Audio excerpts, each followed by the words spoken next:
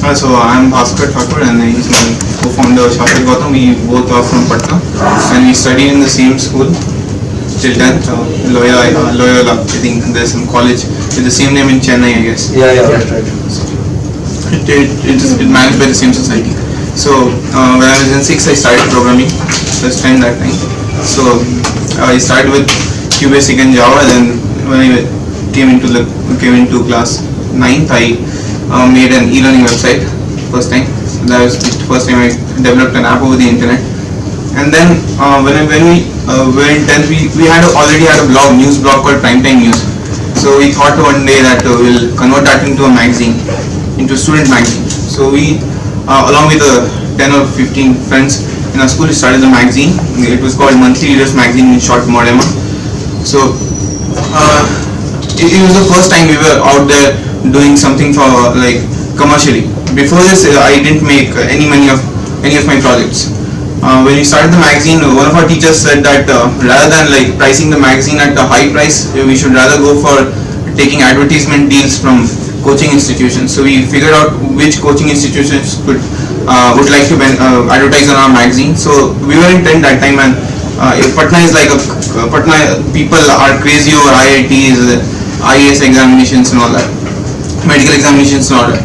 So we went to the coaching centers like FitG, Allen Institute, Kota, all the other Akash, and we got deals from them. So that was our first sales experience. It was tough. That was when we went into getting the deals, we thought that it would just take we'll introduce ourselves and it would take 7 days to complete the deal. Once we went into that process, it took 3 months to close one deal, till the point we got paid. So that was the first experiencing to the reality of this side, and we made quite enough money to start on our own, and we didn't had any plans to spend it on ourselves or any luxurious items. So we completely invested that money into the project, this current startup Collobes. And then around the same time in September that year, 2016, there was an advertisement we saw on the internet that there was something like Shark Tank. How many of you guys know Shark Tank? Shark Tank TV show. Shark Tank is a TV show in US. So what happens is that entrepreneurs come there and pitch to investors their ideas. They pitch for 1 hour, 1.5 hours, and the investors then ask them a couple of questions related to the company, and then they invest money into it. So there was a similar TV show being organized in India, being broadcast in India. So we applied for that, and out of 10,500 applications, our applications made it to the top 15. And then on the same show, VP of NASCOM, Rajat Tandon, said us that we would like to have you on the NASCOM 10,000 startups program. So we got incubated in this startup incubator last year, and then we started this building this app called Collobes. So what we're doing is that we're building a productivity tool for the companies that on the tool they'll assign tasks to their employees and give a deadline, and based on how they do the task, we'll calculate an efficiency of each employee and give employee productivity reports, that how good or bad an employee is performing. So that's basically what we do. I'm open to questions. So how does this idea emerge of trying to identify this problem statement, and we got into developing the product? You have iterated many of the ideas what you had, and then further on to this. We went with a couple of iterations. So at first we thought it would be like team communications tool. We thought that we build a team communication platform over which the company employees would talk with the other employees and the other bosses on the same platform, share files and collaborate on projects. But we felt that there's already good tools like Slack, Yammer, and recently Microsoft Teams in that market. So we thought that it would not be good to build a Me Too product just for the sake of building a product. So we found that there's no product out there in the market covering this niche that tells you exactly how good or bad an employee is performing. So there are a couple of apps for team productivity, but they majorly deal with communication thing, that you could talk with your employees, you could talk with the people above, communicate on tasks. nobody's dealing with the efficiency part, that nobody's dealing with the data that's being generated from the task itself. So we thought that we could take that data and we could build an algorithm on top of it and display the efficiency and and give efficiency reports to the company. So that's how we came to the present version of the idea. So, without understanding working in a company or enterprise or anywhere, you're trying to address a problem which is going to be for somebody in the use case, right? So, how did you conceptualize that? What is the experience or things, how a process works within the enterprise or within the SMB segment? How did you visualize that part when you're doing an architecture design, right? So, how did you conceptualize, say that what might be the challenges or what might be the architecture design? What is the scalability of the product, what you're looking at? What are the interfaces which works within the enterprise CRM tools, where you are going to plug in your applications? How did you concept? So 2 years back when we started working on this idea, so I started cold calling to companies in Patna. Okay. And then I asked how the internal management was like and how they communicated. So they also addressed the same problem, that they don't have a tool to measure the productivity or efficiency. So we got excited about this idea and then we went to NPC Kolkata. And there we validated this idea with many NASCOM startups in Kolkata. So then we come to the conclusion that this is really a need which needs to be addressed. And then plus it's a continuous process. So like when you're building a product, it's not like the 2016 is not same as 2018. So you have to constantly keep asking the startups what are the new challenges they are facing. Because if you see for like a product like Slack, how many of you know Slack? Slack is a team messaging software. So everybody has used Facebook, right? So Facebook, if you compare it 2004 to 2018, a lot has changed. It was for personal communications. Now you say now mostly people use it for, like, the whole feed is filled with news and all that. So the entire purpose of the product changes over time. So you have to constantly keep asking the customers and people that what challenges are they facing, what new features do they want. And one thing is that when you write a idea, keep in mind, because when I read this book recently called Thinking Fast and Slow by Daniel Kahneman, and I highly recommend to everybody. It's on like what are the cognitive biases we have in our mind, that when we ideate something, I'm a programmer, so when I make something out, I have certain biases that the people who are using would also be able to use our software pretty easily. But when you're a programmer, you are all familiar with technology and stuff. But when it comes to the end user, my software could be used by somebody in marketing who's not friendly with tech stuff. So you have to make this thing clear in your mind that the end user is not always similar to you, and you have to look at, or you create all user personas, that what are the habits and behaviors of your users. So when you first write down the idea, you have to keep doubting your idea itself. The more you doubt your idea, the more there's room for improvement. The more confident you are, the more there's not any room for improvement left. So that was pretty much our learning based on this. So from the initial idea what you had and the idea which was finally iterated and conceptualized for development, so what was the changes which went in when you started speaking to startups or speaking to the companies in the various circles, right? So what is the level of iteration that has happened from where you are and what you dropped down, like what you give an example right now? Can you just illustrate that part of it? Yeah, so like I said, we didn't have any experience in building product prior to this. So what happens is that naturally we feel that the more features you build, the more better the product is. But there's a problem in product management that we deal with. It's called feature creep. Feature creep is that when you put out so many unnecessary features that the product, rather than becoming a fine product, it becomes a bloatware with so many features and less utility. So we were trying to build a video call, we were trying to build a messenger integrate, we tried to build a calendar in it, and we felt that this is, when you build a product, you want to build as many features as possible. When you're programming, it's pretty easy that you could build a feature in like 1 or 2 weeks. But what happens is that there's no utility of that. That's not the main purpose any customer would use a product for. So in our case, there was already messengers. Why would anybody use our product specifically for messengers? Why would anybody use our product specifically for video calls? Skype for business actually works pretty well for video calls, and similar for the calendar. Google Calendars works pretty good for taking meetings and all. So we started eliminating features and cut down to what our niche was.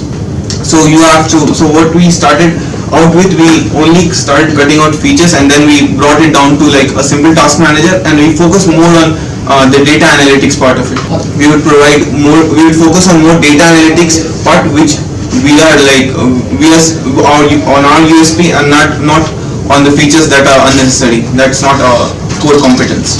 So how are you going to measure the scale of the project? Like if the project is big and if he takes extra time to finish the project, that means his efficiency is going to decrease. But whereas that it's a big project, so instead like... How is it defined, or what are the measures which are put in place before these parameters have been evaluated? That is what his question is.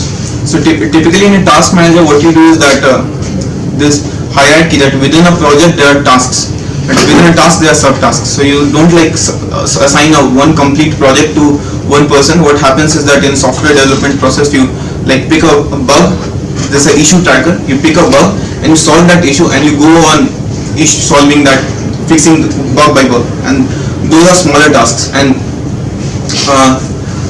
in our algorithm, what it mainly works on, once you enter the due date and due time, it mainly works on how much time you have saved in a project. So our definition of efficiency is how much time are you saving for your company. So how is it the budgeted time what you are forecasting onto the task is realistically right or wrong compared to vis-a-vis the time which is executed by the user? So how do you relate it? That's what I'm saying. So there might be a variance adjustment what you try to do internally. So the task assignment, I think due date assignment is being done by the user itself. We don't.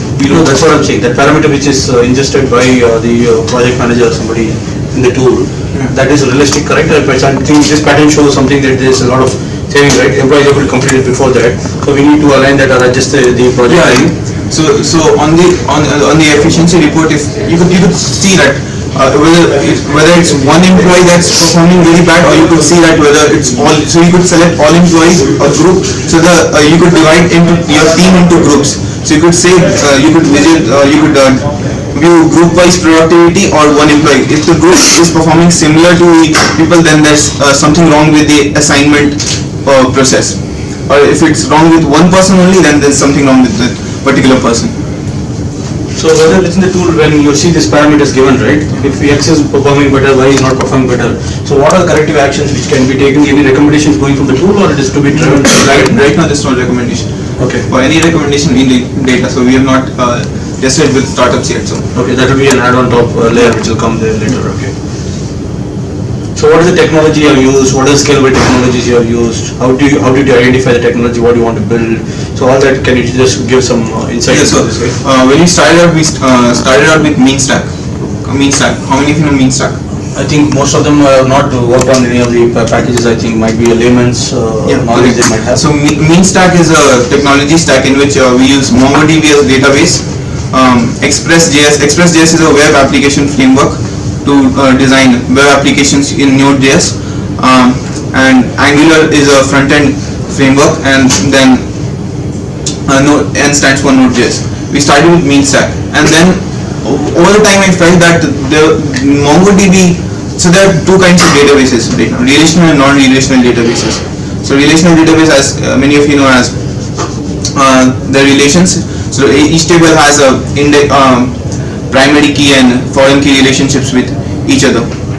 In non-relational databases mainly used, so relational databases are primarily used for products or for data which is structured, and we use MongoDB for something like unstructured data.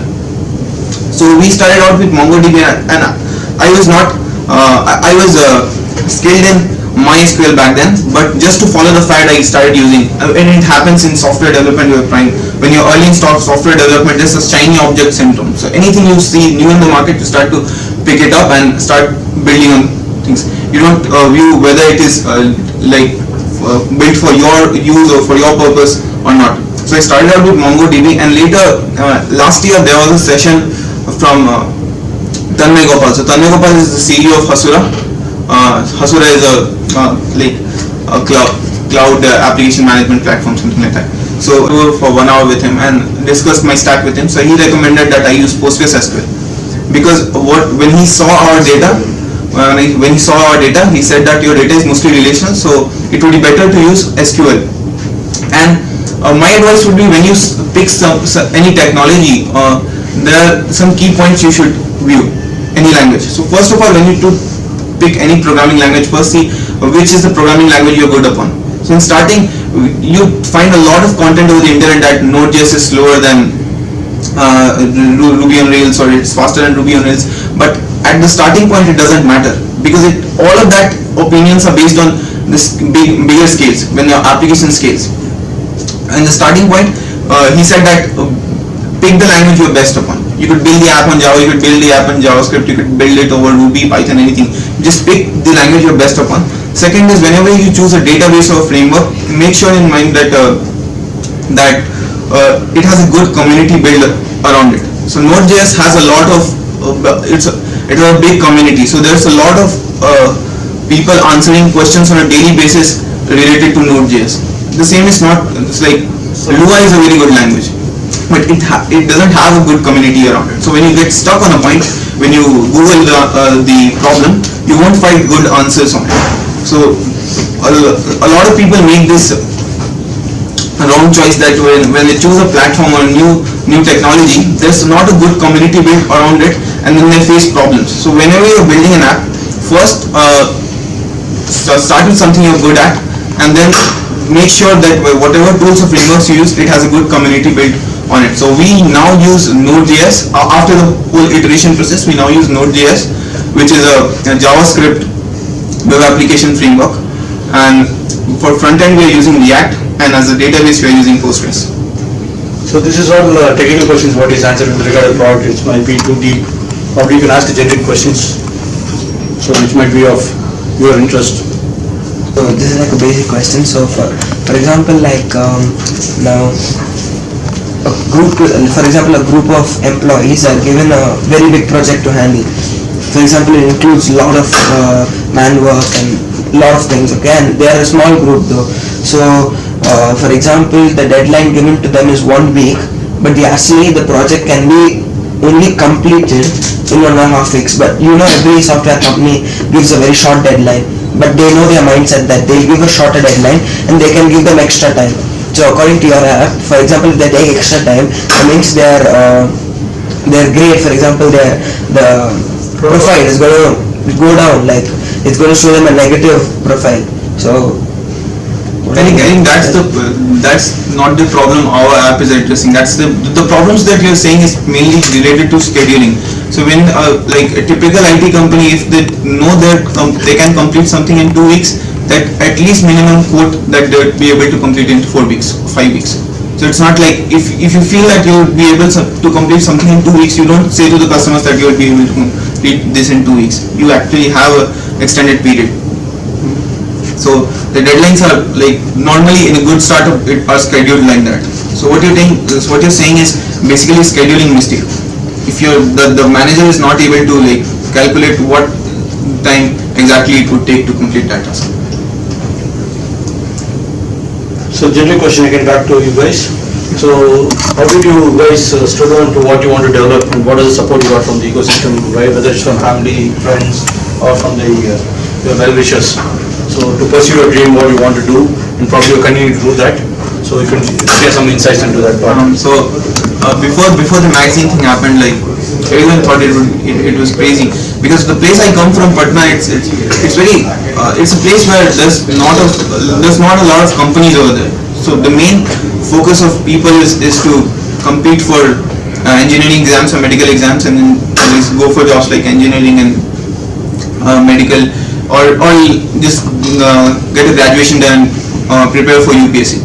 So in those areas, entrepreneurship is not like something that's too popular. Not many people even know what it means. So initially our parents hesitated, even at the time of magazine. At the time of magazine, we were in class 10th, so it was board exams, and we didn't start it at the starting of the session. We started at the ending of the session. September around we started the first edition of the magazine, and the last edition was like till March, our board exams. When the exams are started going on. So I used to come to my home at 2, and like I'd design the magazine till 5, and then go to the printing press was like 5 to 6 kilometers from my house. When we used to go to there and then get printed and then return to home at 8, and then we have to study and all. So that was a time that was a lot difficult, but as I said, when you do something like sales, it's a lot of it presents you with a lot of learning opportunities with it. So we learned a lot through that process, and after we got selected in NASCOM, then our president said that you could now go and like pursue whatever you want. And then we came here, we talked to people, we got more clarity. Thought like what I'd say I benefited from here is that there's a lot of clarity of thought right now. So when we came here, we had a lot, because we didn't interact with any of the companies, like tech companies. In Patna, they're not tech companies. So what he said that he cold call a lot of companies in Patna, those were not tech companies. When we came here, we talked What was about the response you there when you tried cold calling you? You guys are a student, right? Yeah. At that time, calling friends, trying to talk to some companies and asking these questions. What was the reaction or response? so Majority of them didn't reply. So I think I called 200 organizations in Patna, including colleges and all, and I got response from 30 to 40 of them, like a positive response. Okay. 10-20 were mediocre, and the rest. So you didn't give it up, but still you were pursuing, you were trying to call up people, trying to understand. So you were continuing your journey with it. You didn't give up the hopes of saying that, okay, you're not got the answer for what you wanted to have, right? So the next question is, why did you choose NASCOM to come to Bangalore than any other city?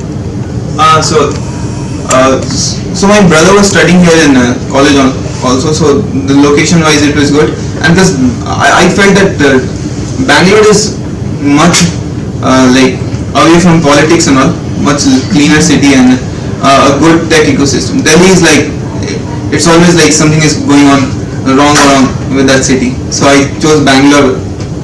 And then again, my brother was studying here, so it was easy for me to Stay with them. So what is the journey you're going to take? If you could tell, so that was interesting, right? We finished your board exam now. Yeah. So So we finished our 12th board exams in this April 21st only. So we were like for 2 months we were not here. you were focusing on the exam, right? So your mind was still in the product and you're trying to do something there. That was the toughest part, because we wanted to develop product, and like I'll be honest, I just at the time like back 1 year around July time we were discussing that whether we would give 12th or not. So it was like 3 AM or something in the night, and we were looking at NIUS. How many of you know NIUS, National Institute of Open Schooling? So it's a board like CBSE only, but it's for open schooling. So we were looking at their website, and we just had a look at the books, and we thought that the only subject that we could pass upon is commerce. There's no other subject that we could pass upon. So I had a look on, like I tried 1 or 2 days maths, and I thought if I start studying this, I had to dedicate 3 hours per day on this subject only. And then comes chemistry. Like maths is pretty easy for me to understand. Chemistry and physics without teachers, it's completely impossible. So the only subject we thought we could pass upon was commerce. But there's one catch. When to take commerce, there's all the subjects are very easy. There's one subject called accountancy. Again, we have to go back to numbers.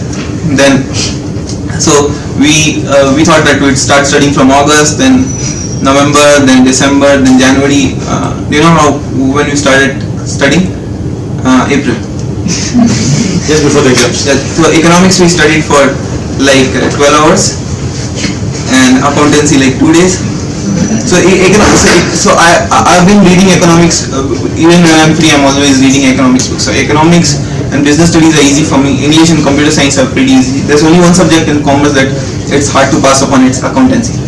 So like ironically that was the last exam. So how is your commerce background to your software, this in coding and stuff? Is it relatively easy, or are you finding it to write algorithms? Probably there's some terminology which is involved. I have a contrary opinion to this.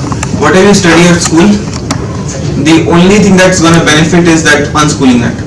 Whatever you studied at school, the faster you unlearn that, the New things you could learn. So the main thing you could learn at school is how to build networks and how to build friends. You could build your communication skills well. Those are things. The rest in syllabus they teach for like this 1 month. syllabus they teach for like 2 years. That's a pretty much wasted of time. I think people should have like some internships after 10th only, so that they could develop some professional skills. So how do you going to create that ecosystems?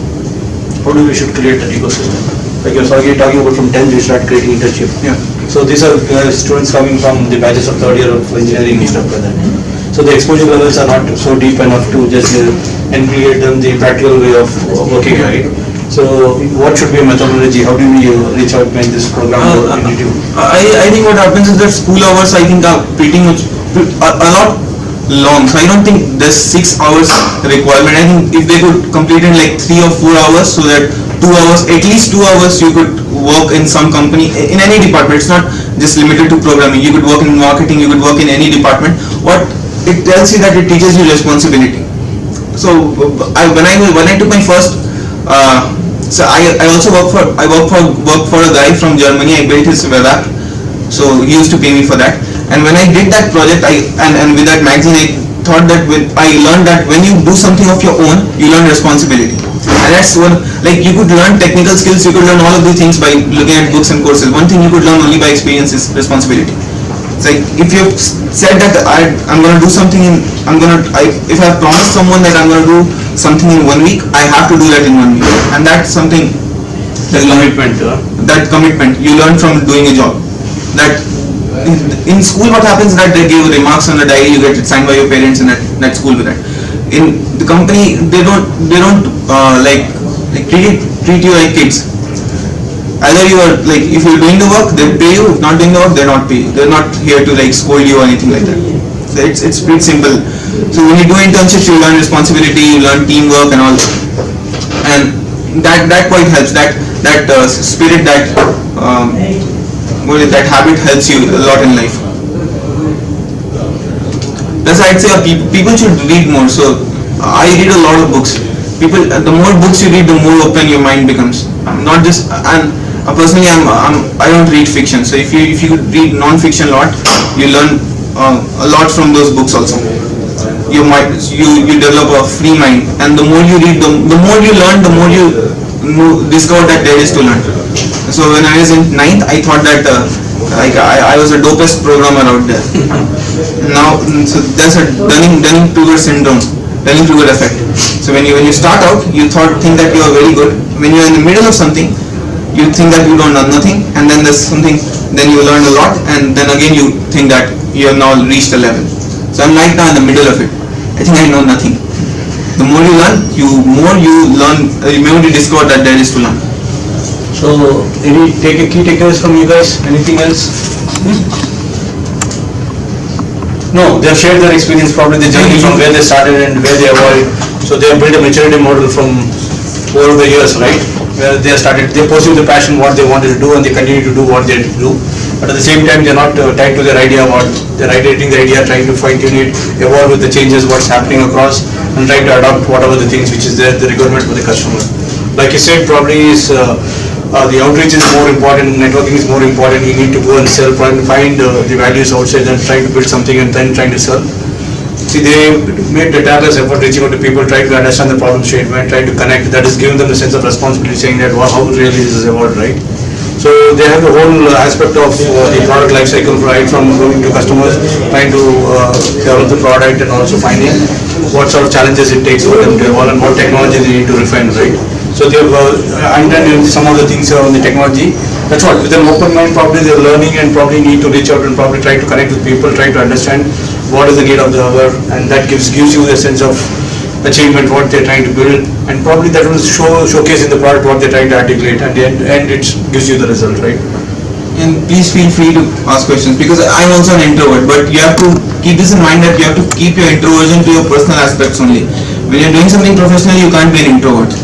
So feel free to ask questions, because I also have hesitated a lot of times asking questions and regretted a lot because I didn't ask questions. If I had that a lot of people would, that my question is silly, I would have learned things a lot faster. So please feel free to ask questions. I'm not here to judge anyone.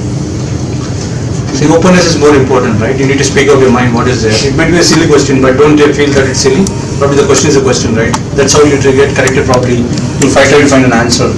Trust me, I've asked silly questions on a lot of big occasions. Like serious question. Like be the dumbest person in the room. Be the dumbest person in the room. That helps you because Don't throw any questions, that's what I'm saying, simple as that. Just ask what it is, it might be a personal question, might be related to the technology, anything is open. Where are you going to do your college? also we enroll in again. I think they'll go third better with everyone asking one question, so that's making it more open, right?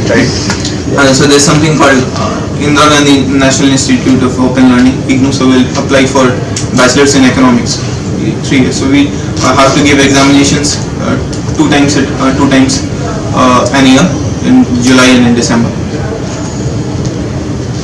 How did you learn that programming language at the age 6? So I started learning by myself only. So I don't know if it's something from inside only. Or What what if you are the same thing? No, he's not. Like, how could you get that programming codes and how did you understand that? So the thing is that when you learn programming, don't just read a lot. We read this much and then build. Read this much and then build. So when I started with QBasic, I started instantly building things.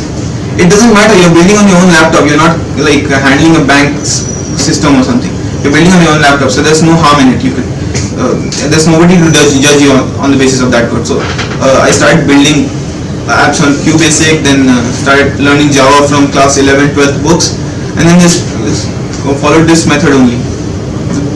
It takes a lot of time, but self-teaching, it develops a habit, then you become addicted to self-teaching. You don't like being taught. You don't like being seeing the lectures. Finally common sense, right? You're trying to use your own common sense, try to build, learn, and probably just get moving. How much people work on the project present? How many people are working? First project you said the blogging romancing. Yeah. How many people work on it? So the magazine, we started with 15 people, writers, but like when it came, like as this exams were reaching, so a lot of people said that we won't be able to do it. So at last we were like, only 2 of us were there till the last minute. And in the middle of it there was a funding crisis also, so we had we had to distribute 500 to 1000 magazines, and then we didn't have any funds. So what was the magazine talking about? So what was the topic or subject? It was a student magazine, so we covered all of the newses, important political news, sports news, music. Then we had specific columns. We had long columns on controversial topics, and pretty much everything that is. So it was how many pages of magazine it was? It's 40 it was monthly. Monthly, 40 pages magazine. 40 pages maximum. What makes you to learn Java? What did you get an inspiration or inspired by anybody? So you're asking for inspiration. Who inspired me? And what makes you to learn Java in 6th standard? Any keen interest on doing something? So I think that time around only Steve Jobs died that time. Steve Jobs' death actually inspired a lot of people, not only in startup ecosystem, around the whole tech community. So I got inspired from him. I watched his documentary and said, what a guy. And I thought that maybe I could start building something.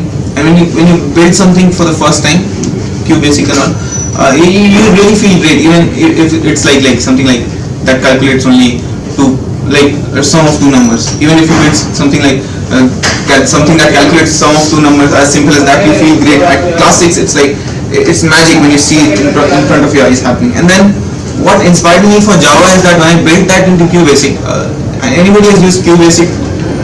So QBasic is non-GUI, so there's no graphic in it. It works on the command line. So when my brother saw it, my brother was in class 11 that time, so he said that he could build a more graphical version of it.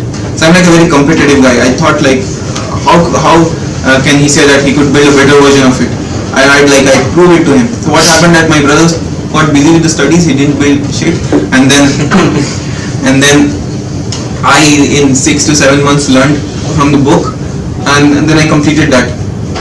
See, what is finally comes to is the determination to what you want to do, right? See, unless you are not determined and you're not giving your time and for getting the focus, and you need to get committed to that. Without that, nothing, success doesn't come, or anything which you want to learn cannot be learned. So you need to be focused, you need to have an approach, it's your determination. putting yourself into that, right? So that is more important there.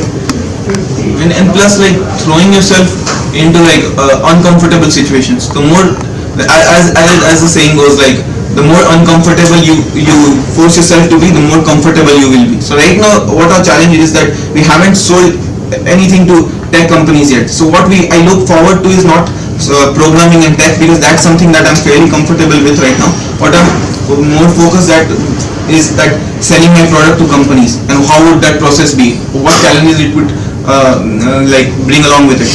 So I constantly force myself into like challenges in like that, uncomfortable situations like that, and then it takes like 3 to 4 months, and then I start becoming comfortable around it. Unless you don't challenge yourself, right, you will not go that extra mile. That is what is trying to convey the message to you guys.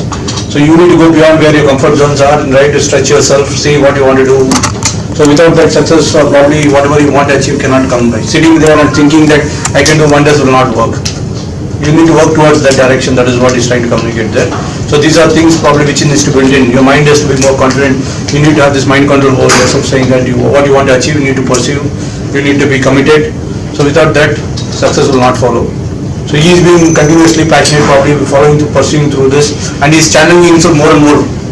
The more he challenges, more he'll find more answers to what he's trying to achieve, right? So that is what I think this is the best part of life examples where you can get, that nobody could share you much bigger examples than this. Plus patience is the key. So you're in the third year right now. What would many of you would take machine learning or artificial intelligence. So when you take that field, normally software engineering it takes like 1.5 years. When you take something like machine learning, artificial intelligence, you need to have a lot of patience with it, because the courses are long, it's very math intensive and all. So you need to put in, you have to look at something like in the range of 5 years for the learning part. So don't like try it for 1 year and just leave it. If you're trying machine learning, just keep on challenging yourself more and more. You are going to give the efficiency of your program, right? Efficiency of an So that efficiency is based on the deadline or on the work of the. Based on the data we get, so we get data like how much, what was the deadline, how much long was the task, which category the task falls into. Based on that, we don't know about like how can we know what exactly a work is in the physical world. It could be like bring a package. A task could be like bring a package from somewhere. It's not always about a development job. It could be marketing campaign also. It could be graphic designing job also. So design this graphic. Our app could not possibly know what the actual graphic is or whatever that is. So we can't judge the quality of work. We can only tell you the efficiency. So efficiency is basically how much fast or slow you are doing of task, and what you're talking about, the quality of work is effectiveness. If the work that you're doing is effective or not. So we are not telling you the effectiveness, that can't be like calculated with software yet. What we tell is efficiency, how much fast or slow you are performing based on the deadline that you're given. So you're going to give them like categories of different kinds of work. Like the categories would be set by companies. We don't set categories. So we could create groups, like you could create a graphic designing group, you could create a tech group, you could create any kind of group. There are a couple of integrations with tools like GitHub. Right now we are giving tech integrations with tech tools like GitHub, GitLab, Bitbucket. Just to stop there. So how do you want them to get connected technically, just because you're talking about a lot of things of GitHub and stuff like that, right? They're too nascent to this thought process. Yeah. So there should be part of the develop community. They should start engaging with these communities and blogs to get to know what really is evolving. So I want you to share some insight into that part. So what do you guys know till now? At what stage are you? Yeah, you guys know DS and Algo and all that stuff. Data structures and no. What are you doing? We just throw up something so that it is easy for them to communicate with you guys, trying to see Just like basic programming. on which language. C, HTML. So you also need to share what is your objectives, what you want to do. You want to work for a company, you want to do certain things, what you want to learn in technology, how are you going to go scale up yourself to the current trends. So that is where these things are. Probably touch upon certain things which is talking from the product side, what he has built. These are tools probably wherever it's available for various things as part of the development cycle. So I think you are not exposed to that thing. So that's where I'm just trying to go back, rewind to him and say, you can just relate the things, how do you get to there, how do you keep yourself engaged? So right now you are basic programming, like basically doing C and C++ stuff. So when you move into a job, there would be a lot of jobs like this one. When you build a web application, there are two sides. There is a front end. The front end is all the graphics and all the things that happens on the browser. So all the graphics that you see and the animations and all on the web, on the browser and your website, that's front end. That's more related to the design skills and all. Then there's a back end, the server. The server, there's no graphical thing going on. There's pure logic. So I could give you an example. So when you click on the notification button on Facebook, there's a pop-up that appears below it. That's the front end job. When you click on the particular notification, what happens is that it brings you to the post that's related to it. How does the Facebook know that which post is it? So you see that on the URL on the tab there's a number, Facebook/post/ there's a number. That's the ID. That's the ID of the story or the post that's there. What happens is that it sends that number to the server. The server looks that number in the database and then gives it back the data, and then that data is again displayed on the web. The displaying part and the graphical part is all front end. That database looking up part is back end. What is fetching from the back? What is being fetched from the server is back end, and what is being How displayed is is the numbers assigned to a particular asset or something which is stored in the back end? yeah. So in the database, there's you could create a sequential column. So each new column is being assigned a new ID. So every single post on Facebook has a unique ID linked to it, so that you could identify which post is it. Every single post, every single group, every single message, every data you see on Facebook has been assigned a unique ID to it. That's how databases work. So you work with databases. So I'd recommend you to spend 1 or 2 months on database and learn various operations to it. So you just give them an insight into, each one might be very core on certain things, right? Strong on certain skills. Probably they might be looking at what they need to develop on their side, right? So if we're knowing everything is good, but being focused on what they can attribute and connect, probably they might join some of the companies, some of the technologies, what they should work and probably think they upskill themselves so that they are able to find opportunities for them to get, find the opportunity for them to excel. That is what I'm saying. After college, right? Everybody is not going to become an entrepreneur. Yeah. So probably somebody has an idea to become an entrepreneur, but it's going to be that they need that experience. Probably what you have built from your 6th standard to your 12th standard, probably is all self-taught and probably you're connected and intuitive, you know the end-to-end about the ecosystem, right? Right from the company enterprise to everything else on the project side also, right? Building a software end-to-end, front-end, back-end, all these things. So they're nascent, probably they're trying to learn technologies and probably get this thing. So what should be their focus? So if you're not into programming that much, you like designing stuff and all, you could work on front end. If you like designing, if you don't want to go into the much programming side, you just want to design stuff, you could go into front end. If you want to go work with databases and all, you could work in front. You could learn things like Node.js, you could learn things like Ruby on Rails, and one database along with it. So you could learn those for backend. If you want to learn front end, I'd recommend you to learn HTML. If you have a paper, please note it down.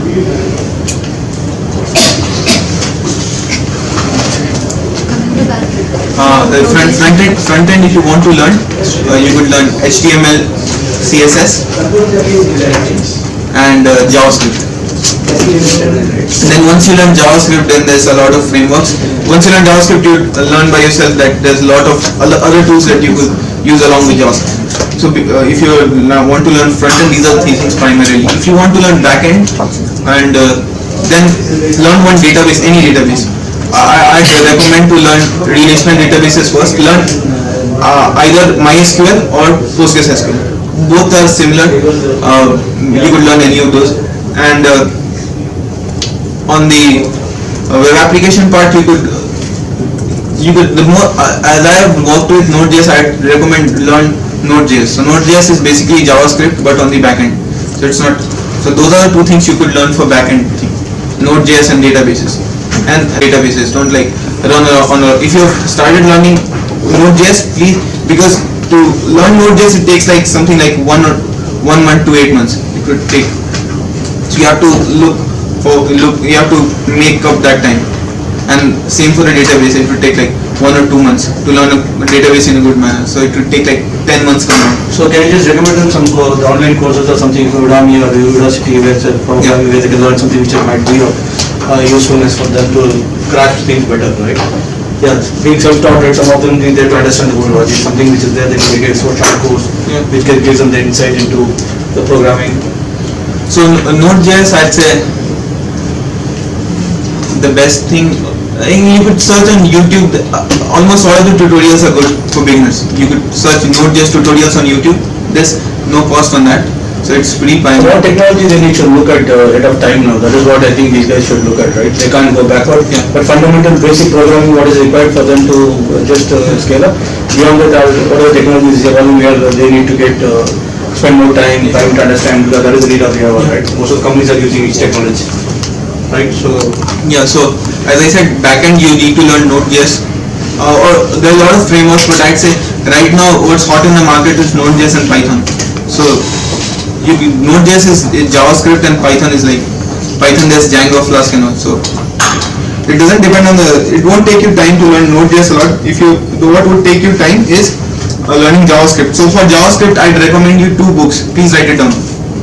The first book is, and these 2 books are free, so you don't have to buy anything. you can download it. You can download it for. If you want to buy, you could buy from Amazon, but on the net, you could view from their website for.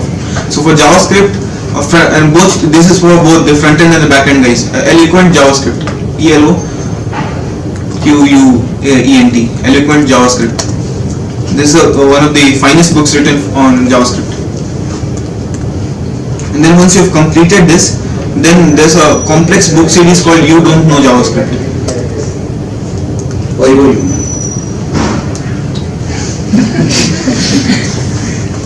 Eastern started messaging you don't know JS, so it's a 6-book series. You don't know JS, you please only proceed with You Don't Know JS if you have completed Eloquent JavaScript, because it's a very complex book. Each and every topic of JavaScript is one book. So it will take you time, and please go through the exercises a lot. Focus on those things a lot. So how much time typically they think they spend around 1 year or 6 to 8 months? JavaScript it will take, like, if you dedicate 1 hour daily, and that's like what I feel it's the minimum time for like getting concentrated on something, 1 hour. So if you take 1 hour daily, I think by the end of 2nd month you will be completed by the book. And a lot of people I know who write JavaScript haven't read this book, and they take a lot of time. And one of those people is me. So I didn't read this book. And when I learned JavaScript, I found this book, and I felt that I missed on a lot of stuff. So do you plan to write any book which is more simplified or useful to people across, based on your experience? I'm not good at writing books, so I'd probably do a video series someday. I'd make a course someday, but right now there's no time in my schedule for that. Then again, if you want to go into networking and stuff like that, you could do a Coursera course. There's Coursera cloud specialization, cloud infrastructure specialization, something so like that. this why he is giving insights to each one of you who are going to focus on what you are strong at, right? So these are just a illustration to know that you can get more focused and try to work on this, because when you go to companies, reach out for interviews, probably these are things, probably the areas where you can get aligned. If you're going for interviews, because interviews are not, they're not ask you back end and front end questions. So interviews are not, because they know they could teach you these things in like 5 to 6 months. What they focus on is data structures and algorithms. So for that, I'll tell you, if you want to do a course and you can spend some money, there's a specialization on Coursera, data structures and algorithms specialization. It's a 6-month course, so there are 6 courses in that.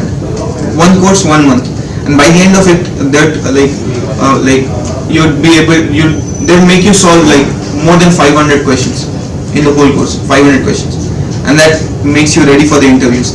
Apart from that, there's a great book called Cracking the Coding Interview.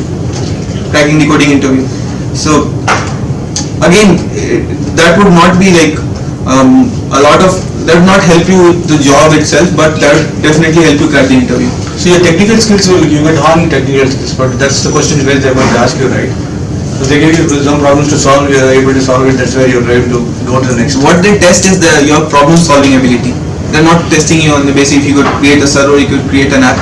creating an app is the process after that. What they're trying to like get is, because they have a limited budget and limited time, so they can't test the whole app development thing in that time. So what they could test is that if you are a good problem solver or not, you could solve things faster or not. There's a problematical thinking they want to do, mathematical thinking they want to see. So data structures and algorithms course prepares you for that, because the problems are mind-boggling.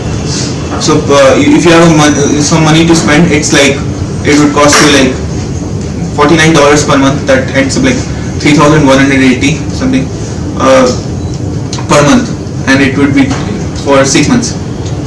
So if you could shell that money out, that is a very good course to do. Or you could alternatively, if you want to practice your questions, if you have learned that data structures and algorithms, and if you want to go at practicing the questions, cracking the coding interview is a great book for that. It's a bit hard, but if you are able to like persevere for a longer time, you will be able to solve those, and it would help you a lot. And that's. I think finally I want to conclude with the last question from him. Since you guys are not opening up and speaking, unless you are not able to speak and you are attribute your answers, I think you will not be welcome in any interview. So you need to know how to present yourself, probably speak, right? That's more important. So at least you guys need to open up and speak out. If you know a problem or a solution to solve, right? How are you going to communicate? Like for communication, I tell you, like for each and every one of you, go on YouTube, Google, on the search bar enter Stanford Graduate College Communications course. Okay, there will be a playlist, and please do it. It's a must have. Please do a communications course. Can you just repeat it again once for them?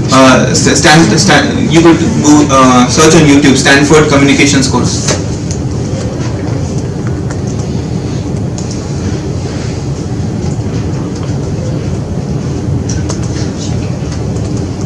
I think he has given more than what is required. Probably has spoken end to end from where he evolved and what he has conceptually to achieve. I think his experience is, I think, more of short course for these guys. Crash course, so that you do not spend time trying to understand to know, but it is given more insight into how you are supposed to scale up yourself, probably upskill yourself in terms of learning, probably technical skills, in terms of your ideas. So these are the things which probably nobody would have gone through this phase, right? So the guys who are spent here as an entrepreneur also don't have ever, for them, still they have not started the journey outside still, but they are in the schooling days, right? So they have achieved a lot of things. That is nothing but it's a lot of learning within self, and probably he said, right, it's an open mind, right? He keeps on reading about it, I mind some of the things, still open up, keep learning. So there are a lot of knowledge content which is taken just in time, probably you're consuming it and trying to see about over and again and again. I think thanks to this guys, giving them a big applause. And if you want to reach me out, you could reach me out on social networks also.